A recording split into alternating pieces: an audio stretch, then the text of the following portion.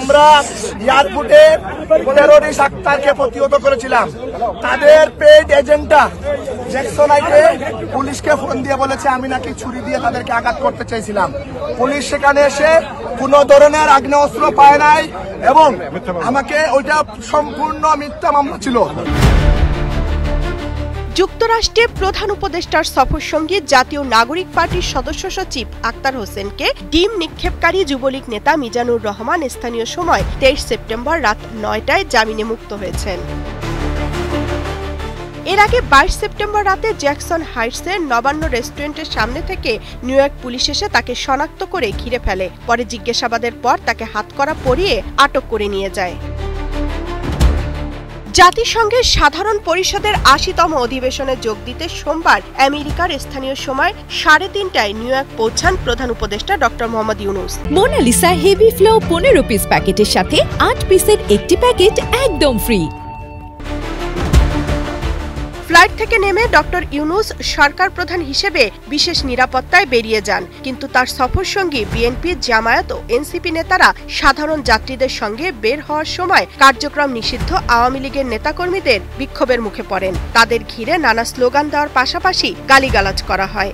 এনসিপির আক্তার হোসেনের গায়ে ডিম ছোড়ার অভিযোগ ওঠে কার্যক্রম নিষিদ্ধ আওয়ামী লীগের প্রবাসী নেতাকর্মীদের বিরুদ্ধে।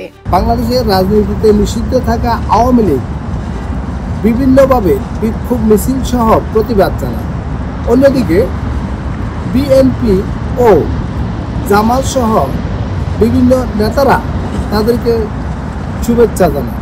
ডক্টর ইউনূসের সফরসঙ্গী হয়েও মির্জা ফখরুল আক্তাররা কেন ভিভিআইপি সুবিধা পাননি এ বিষয়ে প্রধান উপদেষ্টার প্রেস উইং থেকে জানানো হয়, প্রধান উপদেষ্টার সফরসঙ্গীদের প্রথমে একটি নির্দিষ্ট ভিভিআইপি গেট দিয়ে নিয়ে যাওয়া হয়েছিল এবং একটি বিশেষভাবে সুরক্ষিত পরিবহন ইউনিটে ওঠানো হয়েছিল। তবে ভিসা সম্পর্কিত জটিলতার কারণে প্রতিনিধি দলটি পথ পরিবর্তন করে বিকল্প পথে অগ্রসর হতে হয়।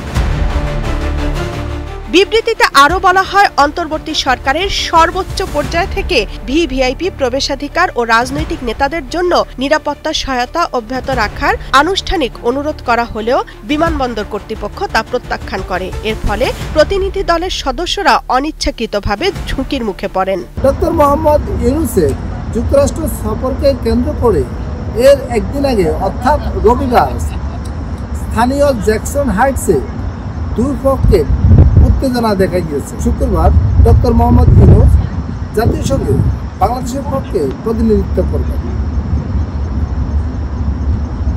শরীফ উদ্দিন সন্দীপী, মার্কিন যুক্তরাষ্ট্র, নিউ ইয়র্ক।